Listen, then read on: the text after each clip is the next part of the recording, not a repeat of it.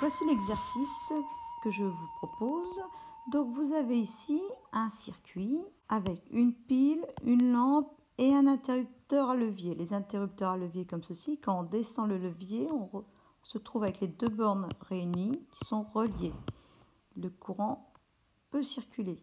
Sinon, quand il est ouvert comme ceci, c'est comme si les deux fils n'étaient pas reliés.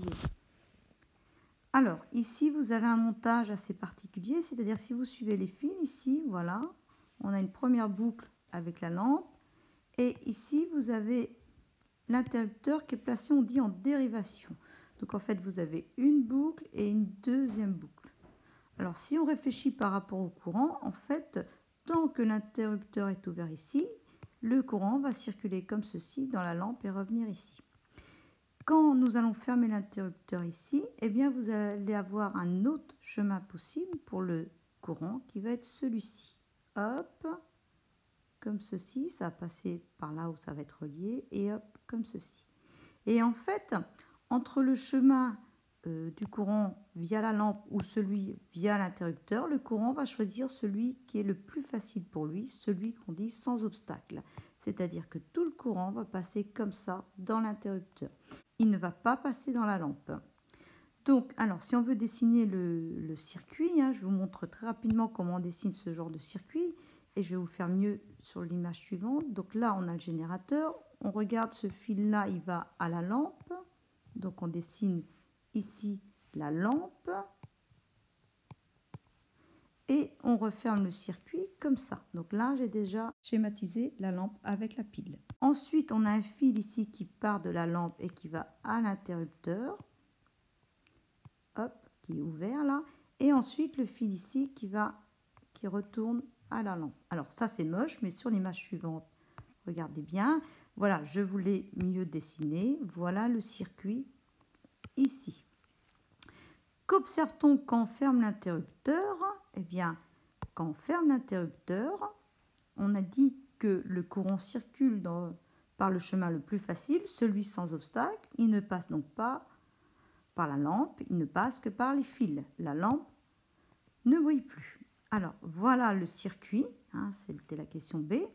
L'interrupteur est ici fermé et le courant va circuler comme ceci. Voilà. Et il ne va pas passer par la lampe parce que là, il y a un obstacle. Il va prendre le chemin sans obstacle.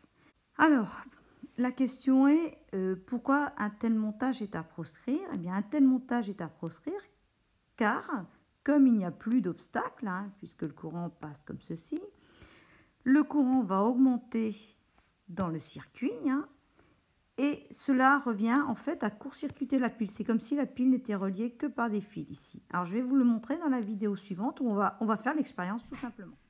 Donc ici on va reproduire le circuit que vous aviez dans l'exercice. Donc là j'ai une lampe reliée à une pile. J'ai mis un fil rouge pour relier à la bande plus, mais la couleur n'est pas importante. Ici, cela va jouer le rôle d'interrupteur, c'est-à-dire que quand j'appuie ici, je relie les deux bandes. Donc l'interrupteur sera fermé, ici il est ouvert. Je relie cet interrupteur à la lampe. Tant qu'il est ouvert, il ne va rien se passer. Donc le courant circule comme ceci, de la bande plus vers la bande moins. Ici, le circuit est ouvert, le courant fait comme ça, passe par la lampe. Maintenant, vous l'avez vu, si j'appuie ici, le courant va avoir un chemin plus facile, sans obstacle. Celui-là, il va passer que par des fils. Donc, quand j'appuie ici, la lampe va s'éteindre, la lampe s'éteint, le courant a trouvé un chemin plus facile. Voilà, il passe par ici. Donc, voilà ce qui se passe. Alors, vous avez vu, la lampe n'est pas abîmée. Le courant a juste choisi un autre chemin, il ne passe pas par la lampe. Maintenant, pour vous montrer que le courant est important, eh bien en fait, au lieu de mettre cette petite lame, je vais mettre de la paille de fer. Et ça va vous prouver qu'en fait le courant circule. Vous allez voir, la paille de fer est ici. Au lieu de mettre cette petite barre de laiton ici, je vais mettre la paille de fer. Donc le courant va passer comme ceci dans la paille de fer et va revenir. Et vous allez voir qu'il est suffisamment intense pour créer l'énergie d'activation qui démarre la combustion de la paille de fer dans l'air, c'est-à-dire avec le dioxygène de l'air. Là, j'amène l'énergie d'activation. Simplement avec un courant important qui échauffe le conducteur et la paille de fer brûle. Je suis en train de faire sa combustion. Et à la fin, on l'a déjà vu, mais vous savez qu'on obtient de l'oxyde de fer. Hein, ce n'est plus du fer, c'est du fer oxydé. C'est-à-dire c'est du fer qui a réagi avec le dioxygène. Voilà. Donc là, quand on fait ça, on voit que ça s'étale. Les fils sont plus importants, ce n'est pas suffisant pour les faire chauffer, donc on ne le voit pas. Par contre, ce qui est sûr, c'est que la pile, elle débite tout le courant qu'elle a. Hein. Il n'y a pas d'obstacle. Là, elle débite beaucoup de courant. Et si on attendait un petit moment, elle serait super chaude. Là, elle est un petit peu tiède. Voilà. Alors, une dernière petite remarque. Vous avez vu qu'avec la paille de fer fine, je vais vous le refaire là, en fait, on va encore la lambriller. C'est-à-dire que tout le courant ne passe pas dedans. Mais c'est suffisant pour les chauffer. Donc, je recommence. Donc là, vous voyez, la lampe baisse d'intensité, mais il y a encore du courant qui va dedans. Voilà. Donc ça, si je prends de la paille de fer plus épaisse ici, alors là ça va être difficile de la faire brûler, mais le courant va mieux passer dedans, ça va être un meilleur court-circuit, et là vous allez voir la lampe diminuer d'éclat. Donc regardez après ce que c'est. Alors maintenant, pour le faire brûler, il faut vraiment arriver tout proche. Voilà, on y arrive plus difficilement. C'est la preuve que le courant passe bien par la paille de fer, hein, puisque la lampe s'éteint, et puis on voit par moment une toute petite étincelle, mais bon, paille de fer beaucoup trop épaisse pour faire brûler. Voilà. Alors que ce soit un interrupteur comme ceci ou un interrupteur comme ça, c'est-à-dire comme il y avait dans les habitations à un moment donné, ouvert, fermé, là je vais l'ouvrir, donc pas de souci au départ. Voilà, et je ferme, quick, court-circuit. Donc là, en fait, quand je ferme, c'est un court-circuit.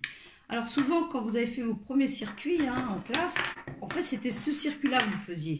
Je vous demandais de mettre un interrupteur, vous faisiez ça.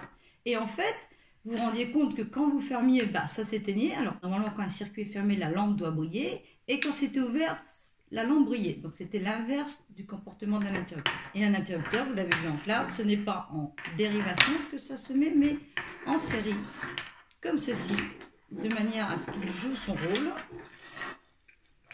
Voilà. Là, quand il est ouvert, bien, c'est comme si j'avais déconnecté les deux fils, le courant ne circule pas. Quand il est fermé, le courant circule. Voilà comment on doit monter un interrupteur.